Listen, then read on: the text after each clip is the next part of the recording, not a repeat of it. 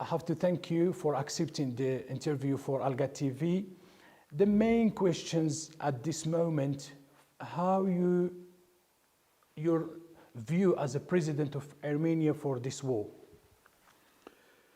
Well, I'm the president of the Republic of Armenia, and as you know, this is a parliamentary republic. And being a president of a parliamentary republic, and specifically in the case of Armenia and Armenians, that are the country is a small country, Armenia itself, but we are a worldwide nation.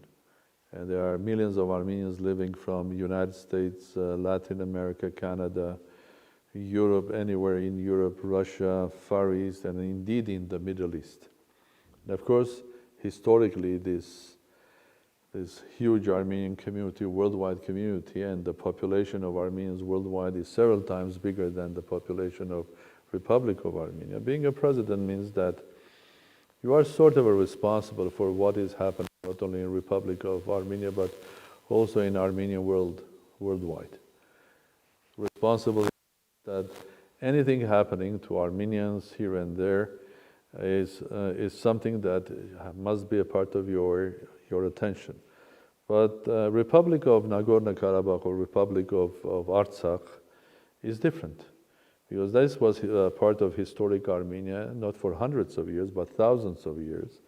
And if you travel to Nagorno-Karabakh or Artsakh, it's a beautiful country if you have seen that. And it's historic evidence is that Armenians were there for thousands of years is there. So Armenians are natives of that world. Armenians are the owners of that land, and they have been there forever. So whatever is happening in Nagorno-Karabakh or in Artsakh, Republic of Artsakh, is something that it's important for all Armenia world for several reasons. And of course, it's important for the President of Republic of Armenia as well. The Azerbaijani government, they said the Artsakh is being taken by the Armenian and is their own land. How that's true? Well, okay, they are saying that they are there and they have started the war on the 27th of September, claiming that they are there to liberate Artsakh, to liberate. The question is to liberate from whom? I mean, it's something going to any country and saying we want to liberate you from yourselves. I mean, how you can liberate that country from those people who have been living there for thousands of years? The only reason, or sort of not reason, excuse they are trying to find here is that for 70 years, Comrade Stalin gave it to them to be a part of Soviet Azerbaijan.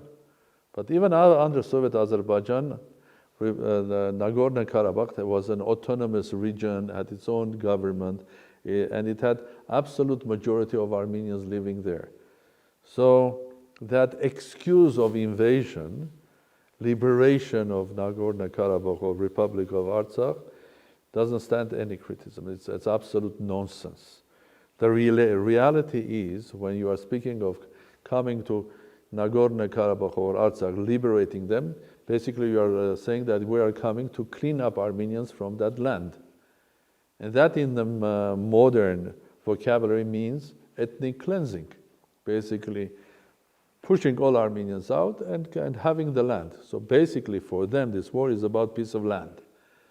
For Armenians in Artsakh, this is a fight for their life, for their dignity, for their religion, for their history of thousands of years. It's a fight for their families, for their children, for the human right of living where you have been living for thousands of years. It's about a fight for them home. That is why these people will not be defeated, because they are fighting for life. The other side is fighting for death, because they are fighting for killing Armenians in Nagorno-Karabakh and liberating from those who have been for thousands of years inhabitants and the natives of that land. If I ask you who's winning this war till now, so far? Well, who is winning, who's losing, eventually will be decided when the ceasefire will be established or the war will come to a conclusion. And the definition of winning a war in this case, for both sides is different. Because Armenians were not interested at all in getting into war with Azerbaijan, because Armenians in Nagorno-Karabakh or our Republic of Artsakh didn't have any intention of starting a war and invading Azerbaijan, because they have their homeland, what they were focusing on building up their country.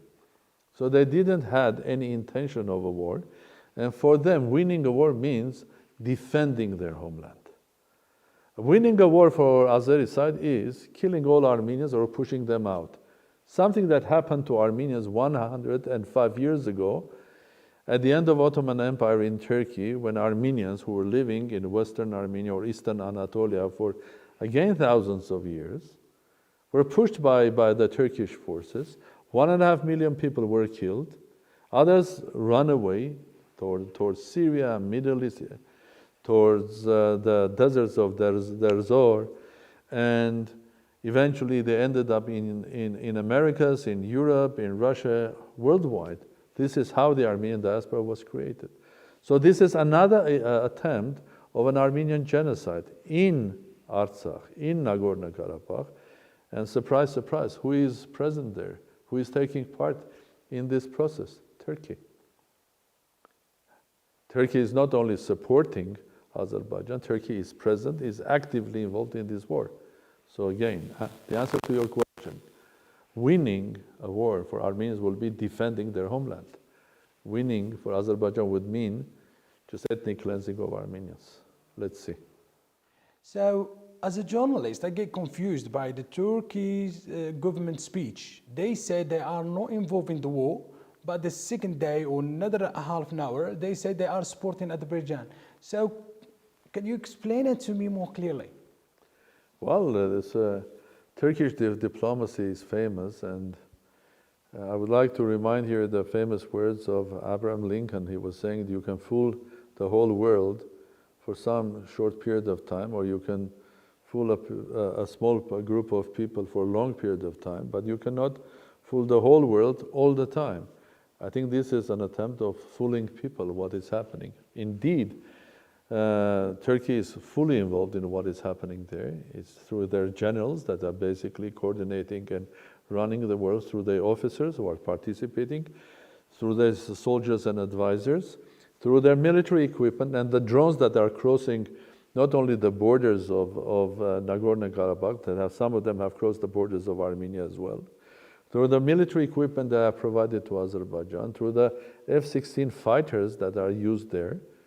Azerbaijan doesn't have F-16 fighters. And the worst thing is that they brought together and they paid Islamist terrorists to come into this war. And this is not just my words, this is not journalistic words, this is facts that are not only processed but announced by several states and their intelligence organizations or departments. This is a fact. So Turkey is involved, and because of this involvement, it makes this war, today's war, much more complex than any clash that we had in Nagorno-Karabakh before. Because before, what we had was the people of Nagorno-Karabakh, or Republic of Artsakh, and Azerbaijan, basically, after the referendum in '91, when these people who had the absolute majority of the population of Nagorno-Karabakh voted for independence, and the answer to that, instead of coming and having discussions and discussing what to do next, the Azeri side decided to start a war and kill people. That's where we are. The role of Turkey is very important. As you said, whatever they do is very contradictory. On one side, sometimes they say we are not involved. On the other side, something is happening during this war. They are the first to react even quicker than Azerbaijani side. So I leave it to your audience to judge and to decide. Is that like what we see now in Republic of Artsakh or Nagorno-Karabakh? It's new crime again by Turkish against the Armenian, using this time Azerbaijan? Yeah. I think you can. I think describe this, whatever is happening. You can describe the whole situation differently. Depends what is your perspective and how do you look at it. If you look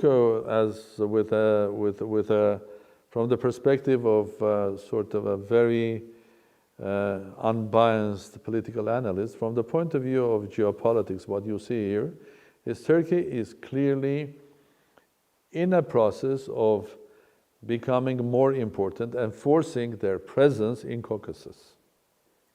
And basically trying to destroy the status quo that was there, not only between Nagorno-Karabakh or Artsakh and Azerbaijan, but generally in Caucasus.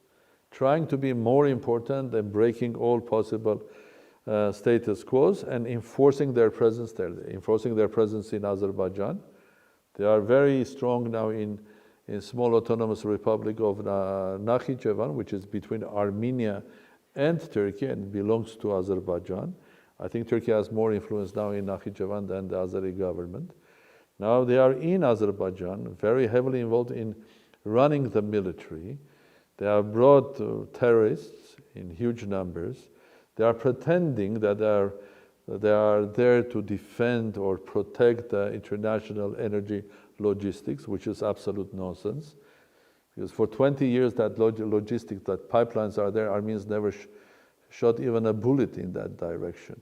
Allowing Azerbaijan to make billions of dollars and using that billions to buy arms and now using that arms to kill Armenians. So if Armenians had to shoot this pipeline, they would probably had to shoot it 20 years ago, not now.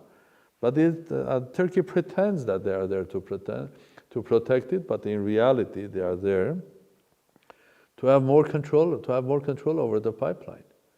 That's making Europe a sort of a hostage. Because the pipeline is not only Azeri oil and gas, it's also the oil and gas from Central Asia or Caspian region going via that pipeline to Europe, for example. So if Turkey will sit there, obviously they will have control, and if they have a control, they will dictate when to open the pipeline, when to close it. So basically a lot of European countries will be depending not on their agreement, commercial agreement with Azerbaijan or Azerbaijani oil company or international oil corporations, but also on the will of Turkey and Turkish government and Turkish president. The same will happen to Central Asian republics or the countries of Caspian, because they'll be depending on Turkish will, either to allow this oil or gas to go or to stop it. So Turkey is trying to be dominant there. This is one perspective that you can look at it. The other perspective is coming in, using Azerbaijani hands. They are trying to teach a lesson to Armenians. I think their real human way of behaving after 105 years of genocide, when a lot of states in the world have recognized the Armenian genocide. I'm not speaking about academics, historians, and so on. States, starting with the same three members of the Minsk group. I mean, you take Russia has recognized the genocide. Many countries of Europe, including France, has recognized the genocide. And recently, last year, the American Senate has voted unanimously recognizing the Armenian genocide. So instead of recognizing, sitting down with Armenians, talking about future, how these two nations can live together, they want to continue and maybe to show Armenians that they can repeat it again, and they want to teach a lesson. Show to Azerbaijan, if you cannot solve the problem yourselves, we will solve it with you. But their main interest will be, as they are doing in other places, their main target will be pretty simple. Have their strong presence in Caucasus, make Caucasus unstable, like their presence in Syria makes Syria unstable. Well, they are speaking about territorial integrity of Azerbaijan, but what about territorial integrity of Iraq? Turkish forces are inside Iraq. What about territorial integrity of Syria? What are Turkish forces doing? What is Turkey doing in Libya? What do they have to do in Libya? They were in Egypt. What they were doing in Egypt? Now they are creating a problem in Mediterranean with Cyprus, even Israel, and with Greece and so on. They have territorial claims or helping ethnic brothers in Bulgaria and so on. So this country is creating instabilities all around itself. And maybe thinking that through instabilities, they will become more important, and Turkey will basically get something that they deserve as a superpower. In reality, they have become a bully of the whole region. Mr. President, you mentioned the Turkish army, they move in the radical group and the jihadists to the border with Azerbaijan and the Republic of Artsakh. How Turkish they could do that under the control and the watching of the international community? Was the international community checking every and each truck that was traveling from Turkey via third country to Azerbaijan? Was the international community checking every and each airplane that was flying from Turkey through third countries to Azerbaijan? No. I mean, the international community is not there. They are not the checkers on the borders. Well, I hope they will become checkers on the borders now, because when there is a war, I think the human dignity shows that during a war, even if you have a contract of supplying anything that is related to the conflict, that is related to killing people or destroying civilians, I think you have to restrain yourself, and you have to use the excuse that this is unexpected situation, and during the unexpected situation, any contract should be stopped until the war is over. But Turkey has moved huge number of jihadists and terrorists there, and these several thousands of them, are they going to leave Azerbaijan, or they are going to become another headache for Azerbaijan and for the region? What do you think? Russia will be happy having them on their southern borders? What do you think? Iran will be happy having them on their northern borders? And what do you think? Central Asian republics will be happy if these jihadists will be traveling from Azerbaijan into one of their countries? No. I mean, this is where it comes. The international community has to put tremendous pressure on Turkey, so in order to force Turkey to withdraw from this conflict. So if it's possible for international community to stop Turkey to make unstable places, well, you mentioned like Libya, Syria, and now is the border between Azerbaijan and Republic of Artsakh, and in many places like Mediterranean region as well. So do you think the international community could do something to stop Turkish not keep going?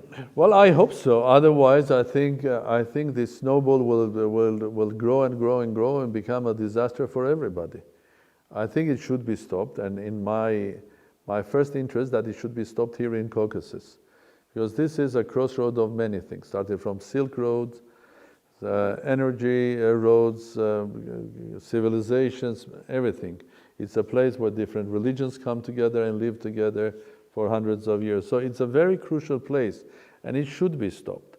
And of course, while speaking about the international community, I think from United States, North America, Latin America, European Union, institutions really, international organizations, starting from United Nations up to European Union, NATO, other organizations, up to China. Anybody has to. But of course, in our view, I think the most important states that have sort of an obligation to do this are those three countries that are the co-chairs of the Minsk Group.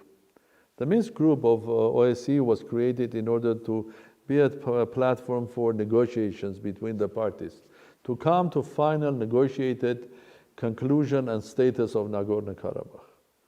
I mean, international community has done a lot of work creating this platform, having the co-chairs, which are United States, France, and Russia. So how better you can get in this? And for more than 20 years, we were having the negotiations. And to be honest, there was a lot of progress during these negotiations, because the parties were negotiating every detail, and eventually they had on their negotiating table a lot of things agreed. What was not agreed, there were several principal issues. But you continue negotiating. You don't stop negotiating because you are unhappy. If you represent a nation, I represent a nation, or you represent an important company I represent, I cannot say I'm not happy with you and I stop negotiations, because the aim is to get a negotiated peace or settlement. And what is, if you don't negotiate, what is the alternative? Alternative is war and death. So what is your choice between negotiating peace, or you want to choose the not negotiated war that is taking lives of hundreds and hundreds of people from both sides, both our Armenian side of Artsakh and also Azerbaijan. So that is why I think the key factor is going to be if international community, and first of all, of course, it should be Russia. Why? Well, the United States is very important. The voice of US President is very important. The European Union is very important here, and I would like to take this opportunity also to thank President Macron for his efforts. I would like to thank all three presidents for their efforts, what they are doing. And the third is Russia, but Russia has special position. It's not only a world superpower, but it is important that Russia is a country that has good relations both with Azerbaijan and with Armenia. And because Armenia is linked or connected to Nagorno-Karabakh, and it will support Nagorno-Karabakh, even if the state stops, the people of Armenia will continue doing that. I think the role of Russia is very important. And it was not only important, but also very vital and strong that interference of Russia, keeping calm in the region. Several clashes that we had during the last 20 years, including the one in 2016 and the one that happened this July, Russian military and the Foreign Office have been instrumental in stopping it and containing it in a small scale. Now Russia is trying as well, but today what is different, it's the scale of the confrontation and Turkey. That makes the whole situation much more complex. That's why I'm saying there is a clear path that I can see and many can see to ceasefire and peace and restart of negotiations, and that path is through Minsk process. But in order to restart Minsk process, in order to have ceasefire, then building up some trust, then bringing negotiators back to Minsk process, you have to exclude this phenomena, which is Turkey. Yes, Turkey is not a member of the Minsk group, a co-chairs of the Minsk group.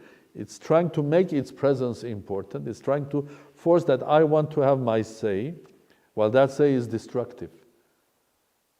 Three countries, all of them have very constructive role there. And they have one aim, which is to build up trust, to finish these negotiations and come to negotiated peace. Well, Turkey doesn't have that aim. So it not can be neither a mediator nor a peace process part. If the Turkish army is not involved anymore in Azerbaijan, if it's possible, the Republic of Armenia and Azerbaijan could make a deal for example, to stop the war. Well, the answer to your question is the history of the last 26 years or 30 years. The first war that was early 90s until 94, and then a ceasefire was negotiated through international community, and that ceasefire stayed for 26 years. There was no Turkey. Well, Turkey was, if they are supporting Azerbaijan in their education, science, agriculture, good luck. I'm happy for them. But putting themselves as a side of a conflict, becoming a military supporter, and trying to basically change the balance, military balance, it's a completely different story. So our history of 26 years have shown that if the Armenian side, which is Republic of Artsakh, and of course Armenia, and Azerbaijan will left together, there are many ways of bringing them to the table of negotiation, because they were negotiating more than 20 years. Armenia was negotiating on behalf of the Republic of Nagorno-Karabakh with Azerbaijan. This is the Minsk co-chairs platform. And this, as I said, it was making progress. But now the Turkish involvement puts a question mark. Will it be possible with the presence of Turkey, I mean, you and I are negotiating. There is a third party saying, interfering every and each time we are trying to agree something. How can it work? And especially that side is not a side of the conflict, or is not a side which is interested in what is happening. What is claiming, he is your relative. I'm sorry. This is an example. It's your relative, or we are far relatives to each other. We are ethnic brothers. Well, ethnic brothers. Turkish ethnic brothers start from Anatolia, they go to the northeast up to China and Mongolia. So do they have the right of interfering every conflict what is happening in that whole area? I'm not speaking going to Arab world, finding another ethnic brother. They can find ethnic brothers in Europe now. Are they allowed to interfere there? And what is their interest? Their interest is not peace. Their interest is not to get a final solution. Their interest is to make another region which is unstable and gain from this instability. If there is like a deal for ceasefire between Armenia and Azerbaijan, or between the Republic of Artsakh and Azerbaijan, there is like loads radical group and the militia who's in the border. So is any guarantee they're going to leave the border, or is there going to be like a deal, then it's going to be those radical group continues there? Well, first of all, I think your question is more to the president of Azerbaijan as well, because they're going to stay in his country. And I think any country that has Islamist extremists and jihadists there, we know what is going to happen to that country. Second is to the regional powers that have to basically request that these people leave the area. And third is to international community to request again to the party that has brought them in, and this party is Turkey, to take them back, because they are a source of great instability. If there is like a deal for ceasefire between Armenia and Azerbaijan, or between the Republic of Artsakh and Azerbaijan, there is like loads radical group and the militia who's in the border. So is any guarantee they're going to leave the border, or is there going to be like a deal, then it's going to be those radical group continues there? Well, first of all, I think who these jihadists are, numbers and so on, I don't even have to give it to you, because international organizations and the security services of several states have also already announced that. And I can refer you, the latest one was by the head of the Russian foreign intelligence, that confirmed that they are indeed there and in big numbers. So it's not my job to go into how many of them, and it's clear it's not about 5, 10 or 50 or even 100, it's big numbers. And we can see, on videos, visually, so they killed, captured and so on and so forth, that they are there. And their presence there is completely unacceptable. Mr. President, you recalled your ambassador in Israel. Can you tell us why? Well, I can tell you that here in Armenia, in Armenian world, and also friends of Armenia are not happy the way the Israeli government is running its relations with others, openly claiming that the last, let's say, 20, 25 years they had very good relations with Azerbaijan, and taking that as a ground to supply Azerbaijan with military equipment. They're openly doing that. And well, I just called the president of Israel a couple of days ago, and we had a long discussion about this. We know each other quite well. I was in Israel on the commemoration of the 75th anniversary of Holocaust. I called him, and the point that I was making was clear. Mr. President, could you please put pressure on your government and speak to your government? Because when your government is telling that they have signed these agreements with Azerbaijan years ago, and this is agreements to supply Azerbaijan with defensive weapons, it doesn't look true. First of all, Azerbaijan is using Israeli weapons not as a defensive but as an offensive. And these are the drones, these are rockets, these are electronics, everything. All is used as an offensive. So it's not your contract telling that it's a defensive one is not right, because this, all of these weapons are used as an offensive. Number two, it's not only offensive, it's offensive against civilians, which is completely unacceptable. And number three, it's not only it's offensive use against civilians, your government continues supplying during the war. And I think all international or human or humanitarian values are saying that if there is a war, that war is specific situation when you have to stop supplying weapons until the war is over, then you maybe can continue doing that. It is something like acts of God. The war has started, and the morality dictates you to stop during the war, not so supplying this or the other side. So I made these 3 points clear to the president. He promised me that he'll go back to his government, and the next day I sent him also a letter, or official letter from me to him, with the same, more or less the same points made. So I'm waiting to hear from Israeli government. And specifically, it's difficult to look at the situation when you are speaking to a government that represents a nation that had the Holocaust. And what is happening now in and around the Republic of Artsakh or Nagorno-Karabakh is another attempt of a genocide. So I made it clear to my counterpart, to President of Israel. I was eyewitness in Nagorno-Karabakh or Republic of Artsakh when it's been bombing the civilian by the Azerbaijan army. Are you going to do something to take anyone who is responsible for this to international court or to international community, or what are you going to do about it? Well, first of all, there is a huge humanitarian crisis there, because we are speaking of thousands and tens of thousands of women, children, families that have lost their houses, and that they, as refugees, are in Armenia.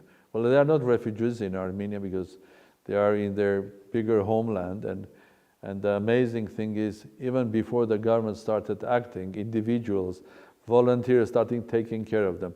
So this is another sign of there is no way that Azerbaijan or Turkey will win this war, because this war for Armenians is about existence. This war and for their homeland is a war for life. So people, you don't even have to organize them through government agencies, because people are self-organized. Like self-organized are the volunteers that leave their families here and they voluntarily go and to fight together with their brothers in Nagorno-Karabakh. So you don't have the government even to start acting when the individuals or NGOs starting taking care of these refugees. But the refugee crisis, I mean, the people who have been forced to leave their houses and their loved ones and coming to Armenia is big, and this is growing every day. This is one thing. So we have to take those who are responsible for this humanitarian crisis to the attention of international organizations, courts, and international community. And then, of course, I think eventually you cannot be easily playing with the game when you have a platform that allows you to solve the problem in a negotiated way, in a normal, according to international norms. And that platform is not just new, it is there more than 20 years. And everybody knows that this platform was also the source of peace in the region.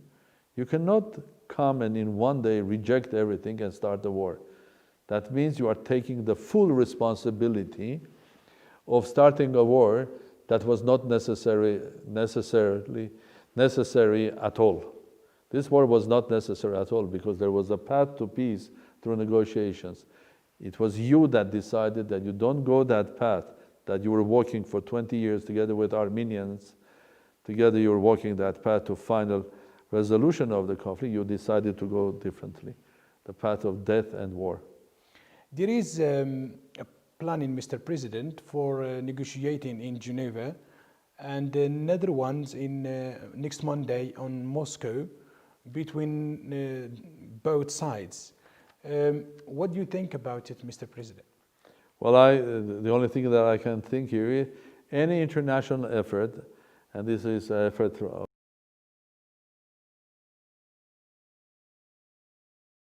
affairs that has invited relevant ministers to come to negotiate. Anything which is taking us back to negotiations, I will support it fully. Anything. If I ask you, Mr. President, for a short message to our audience in Arab world, what would you like to say to them? What I would like to say in the Arab world, I think it's so difficult to address to Arab world. It's huge. It's a galaxy. It's called the Arab world, but there are so many cultures, relations, geographies, and so on and so on. But when I hear Arab world, the first words that come to my mind is brothers. For a simple reason. Even if I go back, I'm not speaking about hundreds of years of relations, trade between Arab world and Armenians. I'm not speaking in the Arab world in Egypt.